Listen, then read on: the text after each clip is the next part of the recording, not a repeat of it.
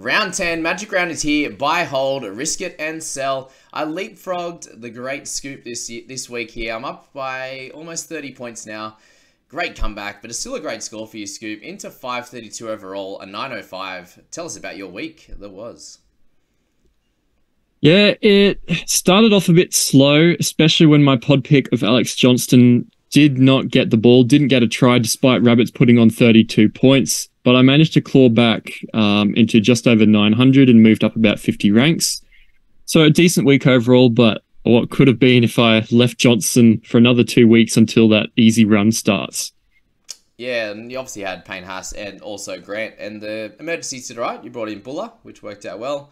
Yeah, just bringing in Buller instead of Johnson would have worked out, but he's so cheap, hey, and he's hardly scored a try this year. So I brought him in Supercoach, and there was just watching him, like, you never see him drop the ball. And then this week, it was just one of those ones where he just decided to just cough up easy ball. So it was a strange one when he had like a 25 meters to run, but he seemed to score those all the time in previous years. So yeah, a bit of a shocker. But in terms of your interchanges and emergencies at the moment, obviously bringing back Haas and Grant, where are you looking to go with the squad this week? My cash generation took a little bit of a hit with the way I managed Loyero and Eliezer Katoa the last few weeks, so I'm probably trying to fix that up a bit. Maybe plan towards that round 16 with Oluwapu. I'm very much tossing up between Totola with the higher break even and Lukey with the lower break even, but being eased back from Mahami. Those are probably going to be my two trades this week. I'm just gonna pick which one I feel is going to be a bit safer, I reckon. Beautiful. Yeah, in a good spot, man. 532. Buy planning, how's that setting up for you? Yeah, going pretty well. Alex Johnston hopefully doesn't mess me up too much. Hopefully he can get going. I was going to bring in Drinkwater this week, but Garrick is dropping in price like a stone, and he does miss 14, but he also plays 13 and 16, and I really like him from that point of view. If he gets cheap enough, he could be a really interesting alternative for Drinkwater. Beautiful. Yeah, I'm agreeing with all of that. Okay, we're going to kick it off at the hooking position. I've actually organised this, so we'll go from hooks all the way down to the wing fullbacks. And Robson, clearly up top. I just popped out my buy planning video, a nice simplistic way to go about it. And Robson, obviously in the hooking position, as you know, is that clear top choice just because he plays so many games. He's obviously not scoring as well as he has at the start of the year, hitting sort of that 50 or just below average at the moment. Is he still the best pick for you? Yeah, he's going to be definitely that top pick through the origin period. He's a little bit above Jeremy Marshall-King, although his average has come down in recent weeks from that low score. The thing is, his price is now down to about the same as Jeremy Marshall-King, and I know who out of the two I would prefer in my team long term. So Robson at the top. Yeah, surely he has one of those big games again, and even like tackles was up last week. And it was basically only tackles with one offload and a little bit of running, but you know, if he can get those random games where he gets over that 50 tackles, that's where he's got the big scores in his game. 49, a 51, and a 53. So, yeah, it's just been a little bit down compared to it was last year. He had big tackle numbers as well as the big attacking stats. But, yeah, he's priced at 50 now, and you'd expect he at least gets that over this time, and he covers so many positions for you. So many weeks for you, I should say. Brandon Smith. So, it sounds like either a good chance of playing this week, if not, definitely next week. If you have Smithy right now, it's just a clear hold, right? Yeah, easily hold. Unless we get news that it's something strange like a bulging disc, which kept Charnze Nicoll-Klokstad out for a good portion of a little while back and reduced his output, then I'd look to sell. But I mean, he's going great. His break-even's still decently low. If he plays, he's going to continue to make cash. At his price, he's a little bit harder to buy now. Yeah. 545, he's still about what he started, a little bit cheaper even, but with that slight injury concern, it's not as slam dunk as it was before. No, and even just watching last week, it was a tough watch in that first stint, and then he came on, and he's one of those guys that can get points in clumps, and we saw that the week before with his 60, and then he has sin bin games and stuff, so he's all over the shop, and it's a tough watch, but yeah, that price is, in that close to that 40 mark. So really, you should be able to at least hit that, and he covers two positions. So I understand why he was a buy last week and the week before, for sure. Let's talk about Jack de Belin. Him moving to prop, does that change much for you? I think it won't change his role too much, but I am worried that he's not going to play 80 minutes now. From the looks of it, with Jaden Sewer back and probably going to play 80 minutes on the edge, I would expect something like DeBellin and Bird both playing 60 to 65. And we know Bird, especially when he's fresh, misses a few less tackles and still scores well. I'm just a little bit worried that instead of putting up those really good scores and potentially averaging mid to high 50s, he might only sort of average that low 50s now. So if you were to jump on this week, I wouldn't be completely against it, but I think there is another alternative now. All right, I'm assuming we're going to go to him now. And that is the horse, is that right? Yep, Corey Horsburgh. All right. Give us our thoughts on, your thoughts on Corey. Everything would tick the box in any other club as a screaming buy, similar to what DeBellin was doing the last 2 weeks, except for the fact that he's coached by Ricky Stewart. Yeah. As a Tarpanay owner myself, who already owns DeBellin, I'm probably not going to buy Horsburgh because they all have a buy in round 16. But 70 minutes, 3 weeks in a row is fantastic for his scoring and his work rate. He is reasonably high work rate, so I was a bit surprised that those first 2 weeks playing 70 minutes were actually low. And I could see a really strong average moving forward if he keeps something like that. Yeah, we spoke about him last week. Hey, those 2 games, the 46 and 54 and the big minutes that he had, really, he had 1 tackle break and 1 offload across those 2 weeks. So you'd expect that was going to increase. But the meters gain went up massive, and then obviously the offloads as well. So you doubt that he gets a 77 on a week-to-week basis, but you can imagine something in the 50s, right? Which would be that 100K or 150, close to it, right? Just if he keeps his spot. So yeah, I definitely see him as a solid option last week. If you have guys like Preston or Hosking or someone that's, or even let's go with Murray as well. If you had any of those 3, would you trade any of them to Horsburgh? Would some of them you just hold the trade? They aren't slam dunks, but they're pretty solid options if they work out for you in Origin. So Preston can be a hold through Origin, but if you've got a couple of guys who can cover some of those late rounds, you can sell them. That's the sort of thinking you've got to do for those 3 guys. All 3 of them you could potentially sell to Horsburgh, and I wouldn't mind. Just got to make sure that you're prepared down the track. Yeah, definitely a solid buy this week, guys, if you would like him. Let's go to Tarpanay as well. So you own him. Let's have from your perspective, and then we'll go from mine, being a non-owner. I'm just waiting for that 50-plus minutes. I really would probably logically want to sell him, but he often revs up into the Origin period. I don't really understand why Horsburgh is suddenly getting big minutes and Tarpanay isn't. Logically, I'd like to sell him for a cheaper guy who's putting out a bigger output at the moment, but I also don't want to make that trade and potentially miss those big scores if he does start to go big. Yeah, it's interesting. You look at last year and he has a random 60 in a 56-minute game, and most of them are in that mid-40s. And then he revved up, as you said, around that Origin time. From round 11, he started hitting 55, 60 minutes, 68 there is in there for a 71 points. Gee, that'd be nice, wouldn't it?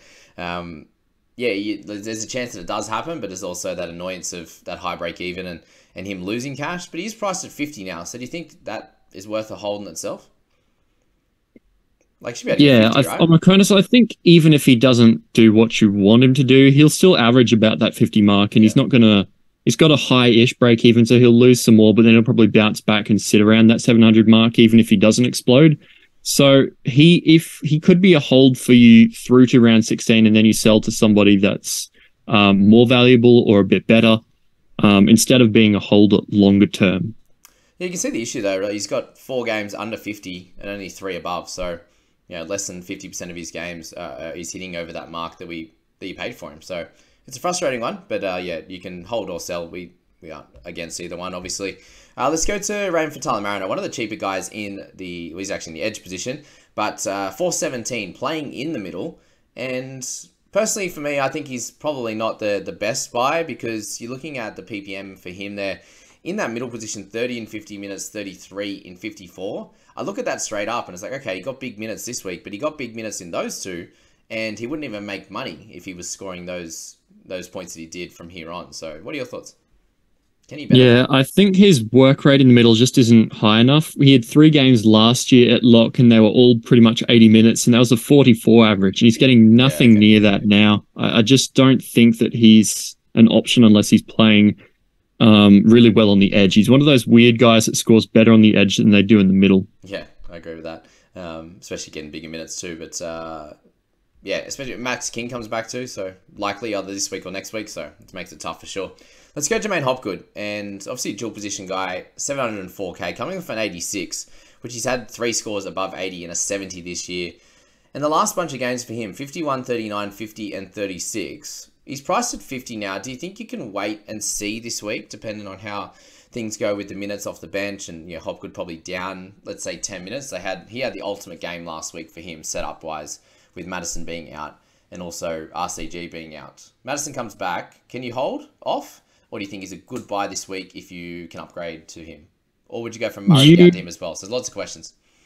Yeah, he's a good buy if you think Madison is going to play Origin because you can get on him just a fraction cheaper and maybe have a couple of good scores. You'll have some low ones, but the thing is, he didn't score particularly well or get particularly great minutes, even when Paula was out, and that's what I'm a little bit worried about. I think he got about 52 and like 60 something minutes, and that you'd probably want him to get 65 to 70 to push out those good scores because he does have a missed tackle in him.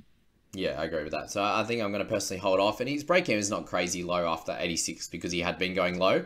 So a break even in the 40s, yeah, probably a good buy in 11 or 12 as well. Like you'd get him for a good portion of those buy rounds, obviously missing 14. But if you're covered there, then he could really work out. But you're not going to get him. It's very unlikely he goes over 65 or 70, which means you can hold off if you'd like.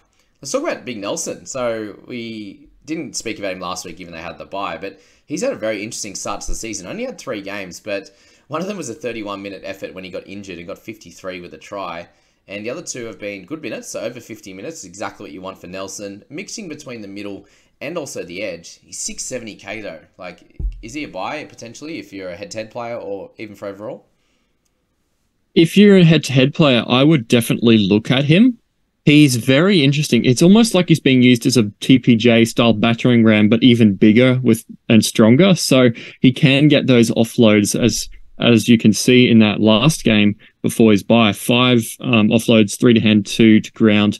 And that's really just going to push up those base stats to a really good score. That 13 and 19 buy is a problem for overall players, though, and his price is also a problem. So for overall, probably too many negatives compared to those ceiling scores. Sneaky pod though, isn't he? So yeah, if you want that, then that could work out. So let's talk about Madison now. He has a slightly higher break even with a lower-ish couple of games, 57, 51 his last 2, coming off flu game.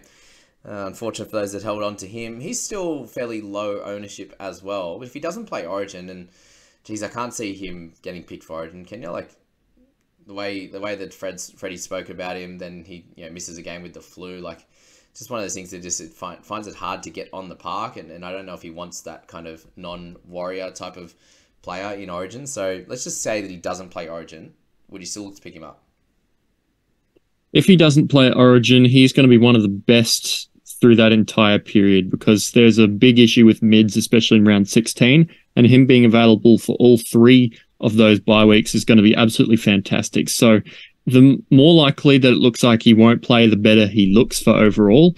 I still think with all the injuries, there's a chance, but it's sort of 50-50 at the moment, which way it tips. Yeah, okay.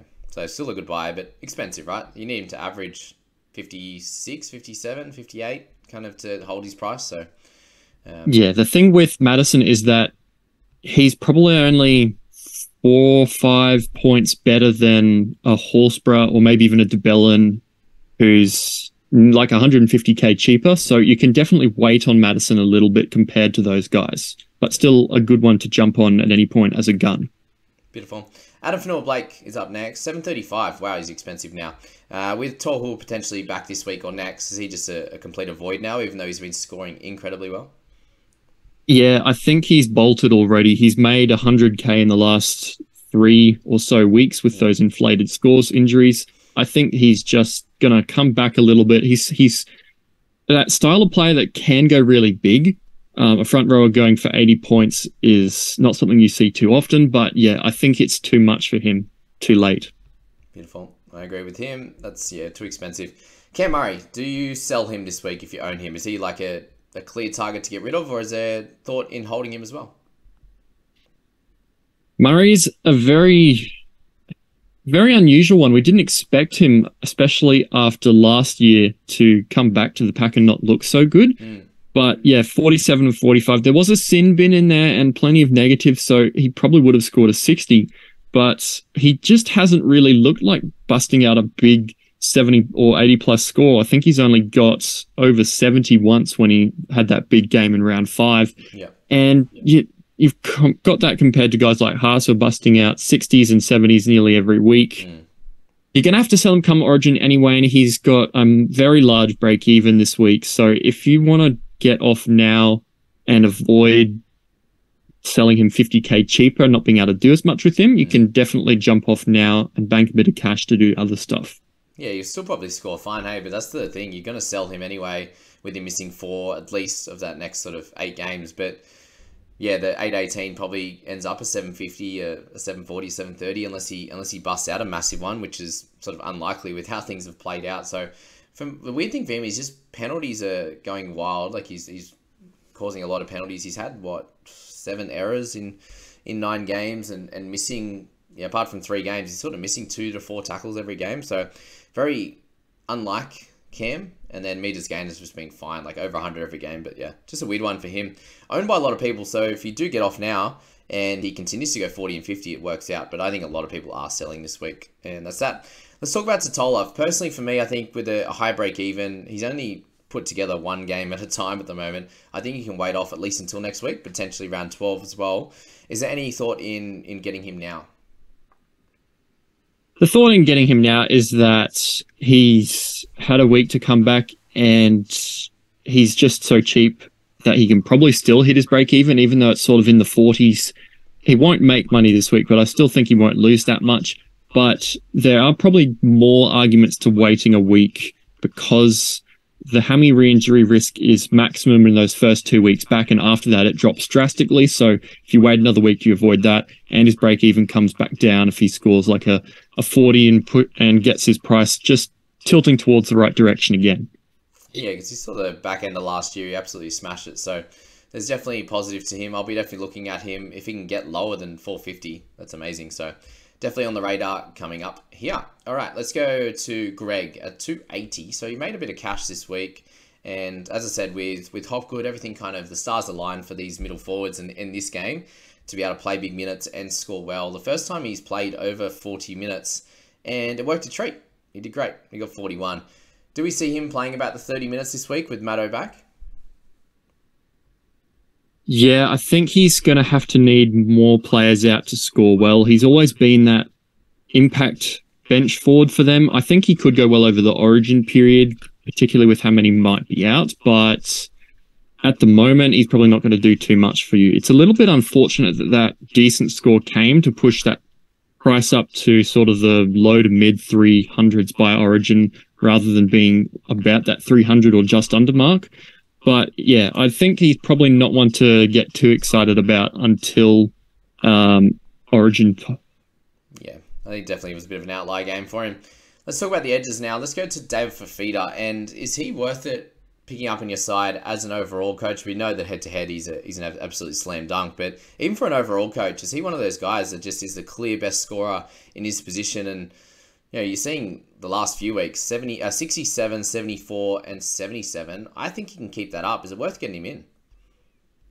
In all honesty, if you don't like Nico Hines' Origin schedule, if you think he's playing, Fifita, as part of the Titans, along with the Roosters and Panthers, has a very good bye schedule to play maximum matches for Origin stars. So if you don't have that extra 200k, David Fifita is another guy who can absolutely bust out 100 when he goes big and has a day out. He's only just scored that 1 try last game and he got a 77. So I think he's definitely a very interesting option, but this close to Origin and at his price, it makes it very tough, but he could be a fantastic pod. Yeah, I'm with you there. How good's his photo on Footy Statistics, by the way, with Payne Haas? Love it. All right, let's go to Jacob Preston. So hold, sell. I'm indifferent. I think you can do either.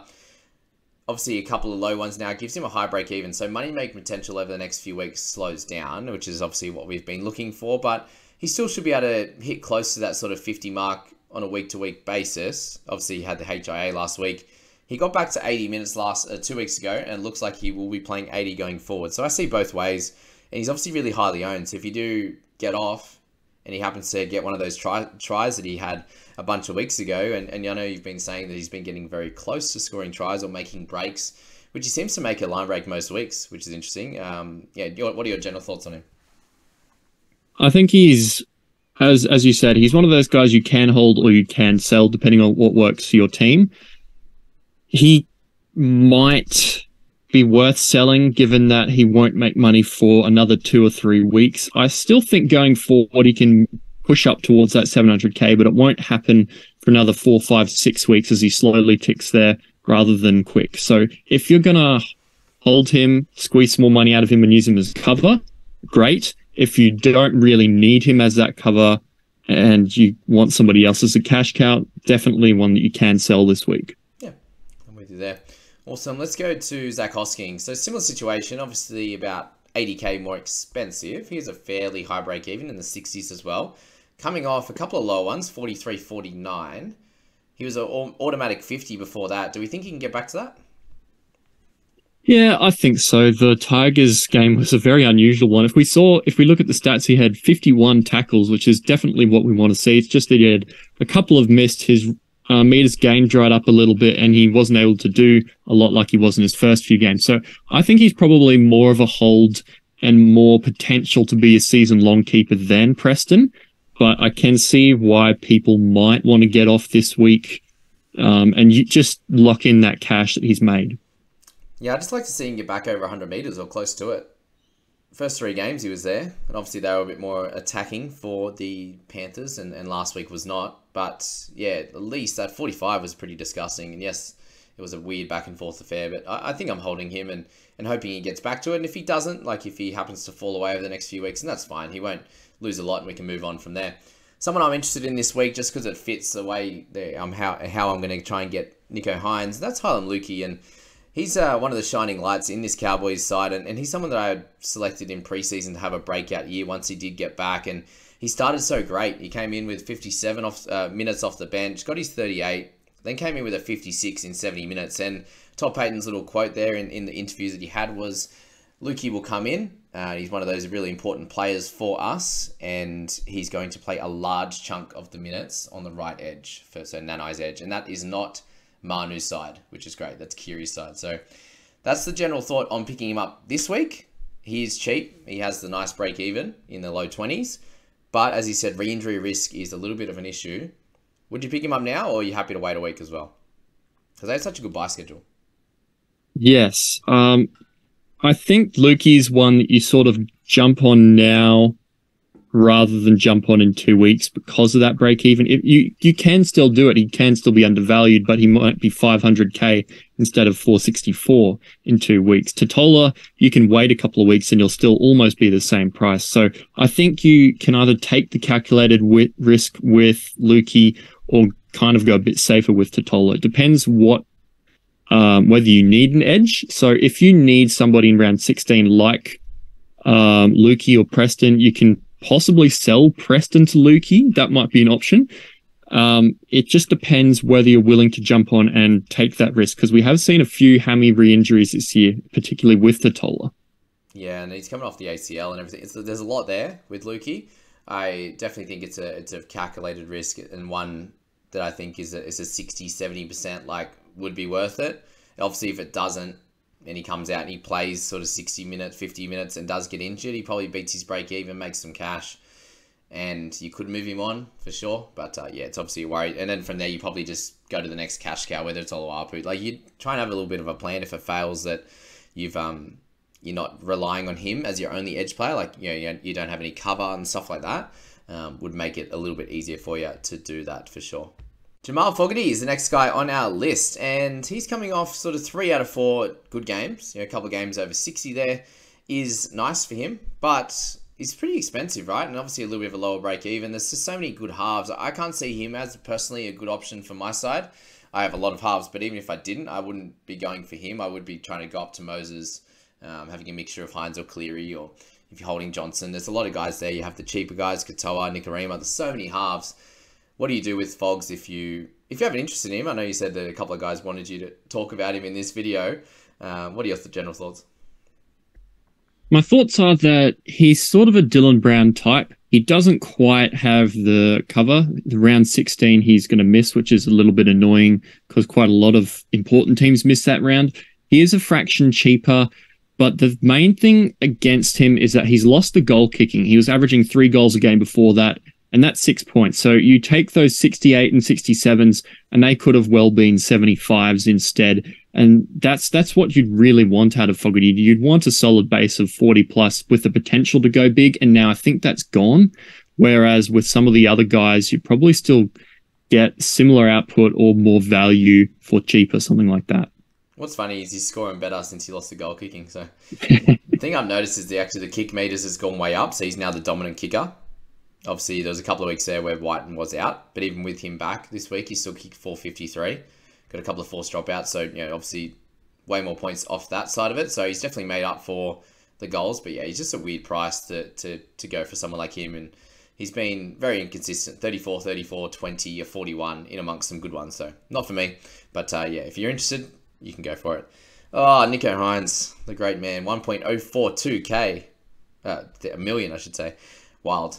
76 break even still, so crazy. But yeah, he's hitting that each and every week. Best captaincy option.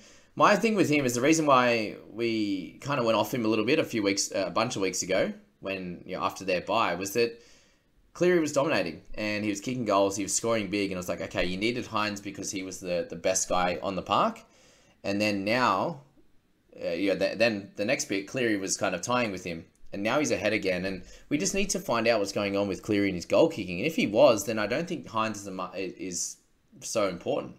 But if we don't know, I think he's that important. And what are your thoughts there? I'm trying to try and get him this week. Yeah, it's a very sticky situation if you didn't already jump on, because, well, he's even more expensive now, which is kind of crazy. And he, as you were talking about, he just seems like that guy that can hit a 120 without even looking 1 week when everything goes right. Whereas Cleary at the moment sort of has to struggle and score those points in bursts a little bit uncharacteristically. I think he's still going to be an absolute elite option, but until he gets that goal kicking, I don't think he's matching Nicho. Yeah, because some of those recent games too, the Panthers have only just won or lost, so very unusual. And if they start dominating again, Cleary could be fine, but at the moment, Nicho is 15 points ahead. Yeah, and I was just listening to Talking League Boys, and I was saying, if you had Cleary only, a few of them would definitely do Cleary to Hynes. Would you do that, or would you try and, if you wanted to bring him in another way? If I thought Hynes was even a chance of not playing Origin now, I would very strongly consider it. But I think there'd be riots outside the stadium if Freddie didn't pick Nicho at this point. He's just absolutely setting the world on fire. You can still buy him, because he's going to be incredibly hard to get in with how expensive he is later on, and cash cow's sort of running out. But yeah, it makes it tricky because there are costs to each way, but the benefit is huge. Yeah, and the next 3 games is what I'm looking at. I can't watch him play against Dolphins, Manly, and Newcastle and not have him. That hurts. Dolphins are letting in so many points. I can see him dominating in this one. And there will be... He got 132 in round 9 last year. There's a chance. His lowest score this year is 69. So, Cleary at the moment, I'm going to hold both, and we'll go from there. Anyway, that's the thoughts. Cleary is a hold, right?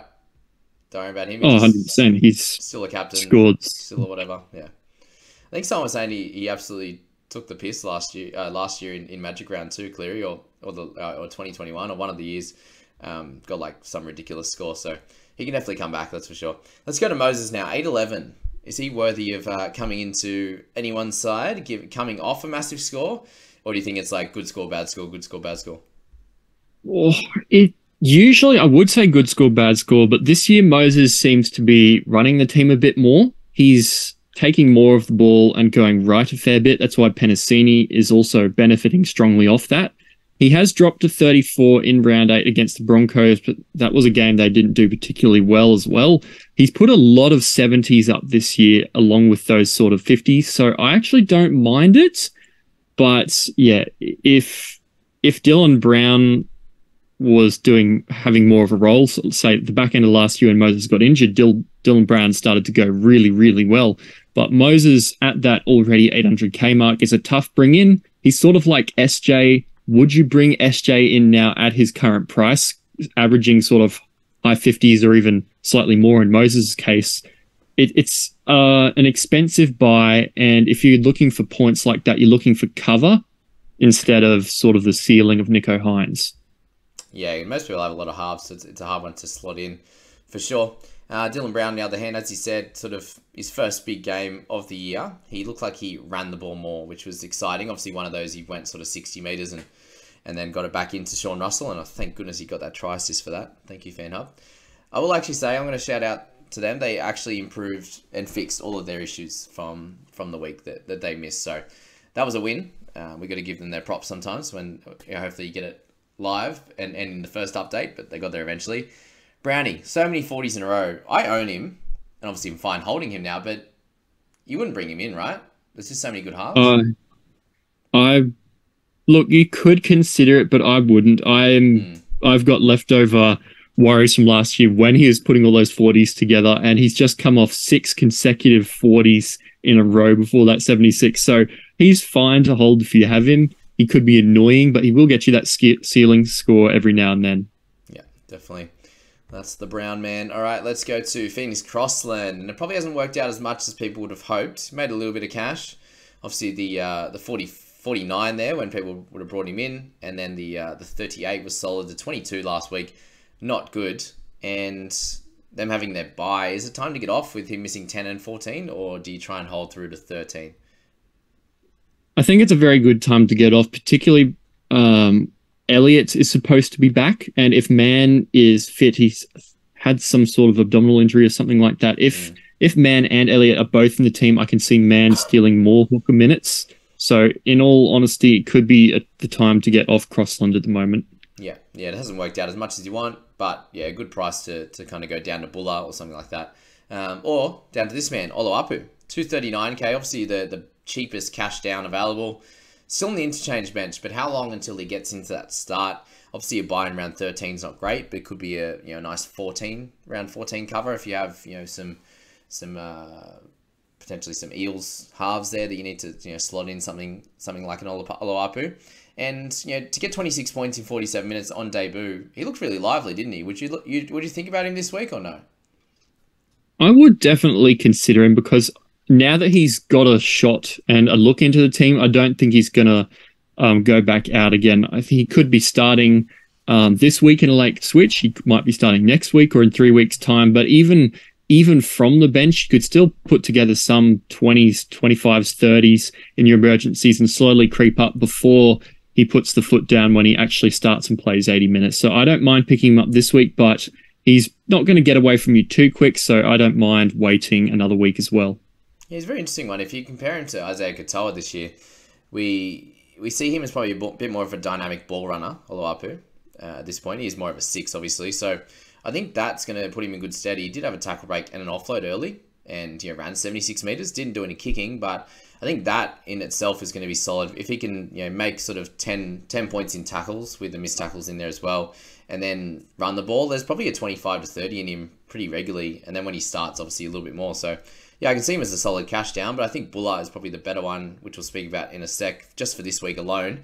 Let's talk about Lemuelu. For those that don't own him, he's pretty highly owned now. A few people actually bought him in last week, which was lucky. 58.7% in the top 5,000. If you're one of those guys that don't own him, is it worth getting him in this week with the buy next week, or are you worried that he goes back to 30s and 40s? I'm less worried now. He sort of was struggling a little bit with the missed tackles. And just with that uncertainty hanging over his head with Kafusi and Kenny Bromwich being suspended, coming back with that 60-minute hooking against the Rabbos, but he's looking like he's really trying to hold on to that spot permanently and push Kenny Bromwich into the middle full time rather than sort of a split role. And that 93 on the weekend with 2 tries, he just looked everywhere. 41 tackles, that was equal season high.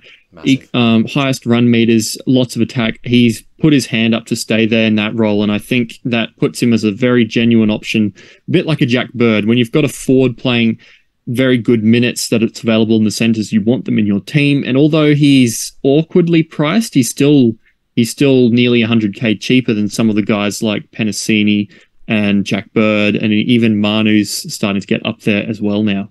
Yeah, I think he's super important. The low break even is helpful. I'm worried about him this week against the Sharks and Makora's side, but yeah, I think it's probably worth a buy, isn't it? Because yeah, he's one of those clear top 2 to 3, him, Bird, Manu as the best centre options, and it's probably hard to not have him over the bye period, considering that after this week they only missed 16 in that whole entire bye period. So massive news for any of those Dolphins players that are doing well.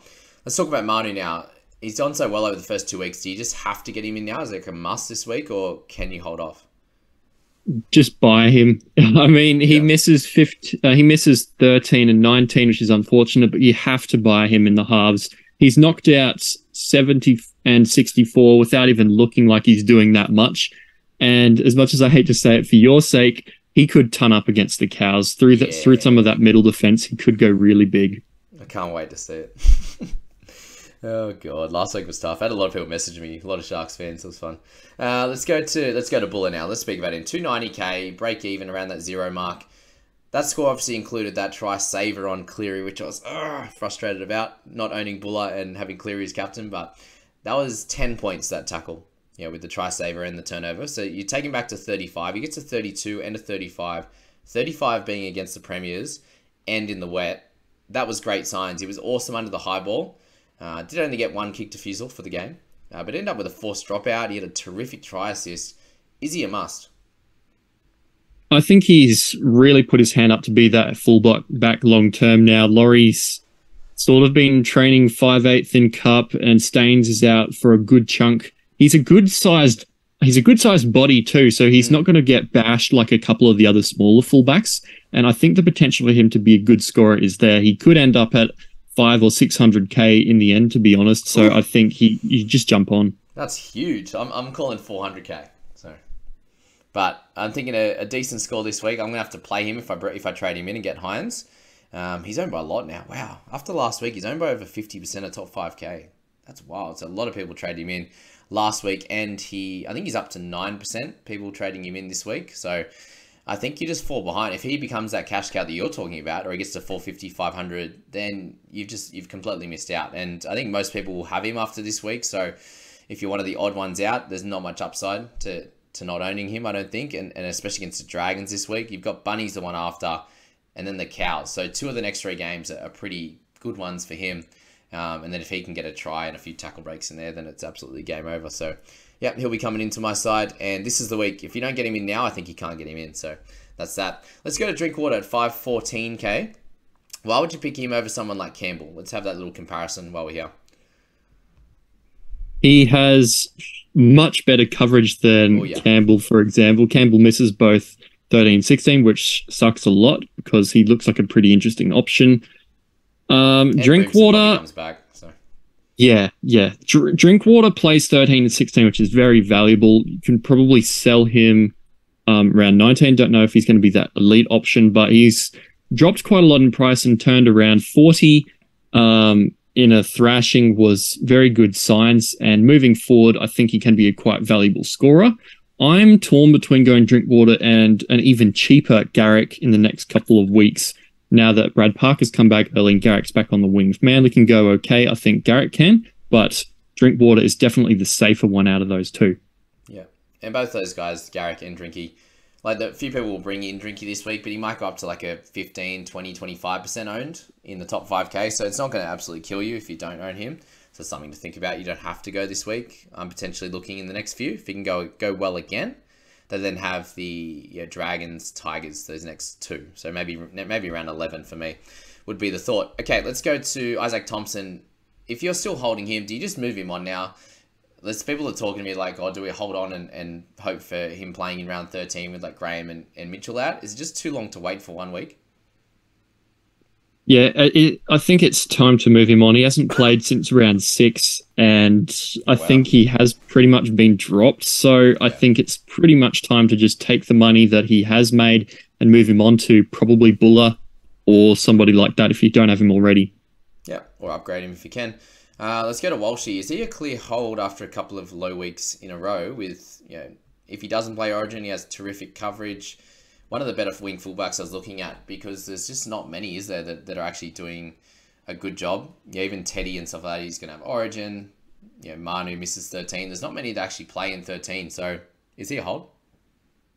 Yeah, I think definitely. You've got him up against Manly this week, and they have both Sipley and Gerbo out, and Tommy, who's hobbling on one leg type of thing. So, in all honesty, Broncos with their guys back could run rings around him, and Walsh could be in for a good score.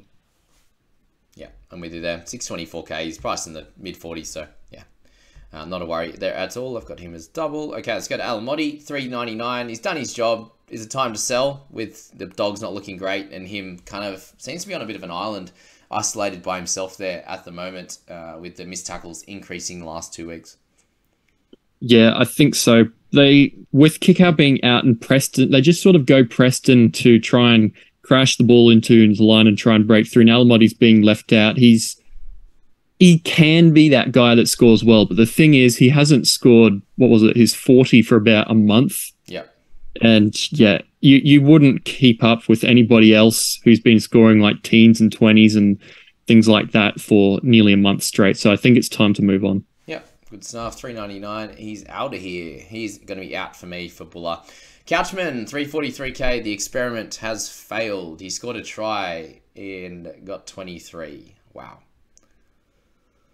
And now he's out. Yeah, unfortunately, quite a lot of us jumped on. 50% or so of the top 5,000, even top 100, jumped on him after that nice 48. And he just doesn't seem to get through as much work as you would expect. And he has quite a lot of negatives in his game. So both of those combine into not a great fantasy player, even though he might be decent in real life in the future. So yeah, someone that you probably just move on. It was a weird game, wasn't it? There's such an outlier in the end. 2 tackle breaks, 2 offloads in that one, 34 for 3 misses. And then from there, he's gone, obviously low minutes. And then even last week, 30 minutes for 13 tackles and kind of just was in the right spot at the right time. So hasn't worked out, and that is what it is.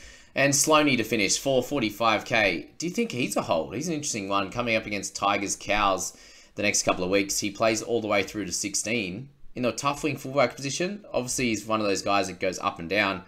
Last week was a down. The 2 weeks before that, 50 and 43. Thoughts? Yeah, he's definitely one you can sell this week. He's pretty easy sell if you want to, but you can also hold him for round 13 potentially, because he's either go big or go home. He's got only one score between 18 and 42, which is kind of crazy. They're all 40s and 50s or 18 and 8 sort of a thing. Yeah. So I think you can definitely hold him against some of those weaker teams, because he can turn it on a bit like Reece Walsh and be on 10 at halftime and suddenly explode out of nowhere and get you those 40 points. But he's not as likely some of the more elite options. So I could be happy with either way, honestly. If you want to hold him, fine. But he's also a good sell this week. Yeah, I think if I owned him, I'd be holding him. But I can, see either way on that one. Awesome. So Magic Round, it's upon us. I wish I was going to be there. That's for sure. Next year I'll be there, guys. I'm going. So let's plan that. Obviously all your buy planning videos are out there on your channel, mate. You're up to the Edge one. I did like the thumbnail on that. It was very very thoughtful.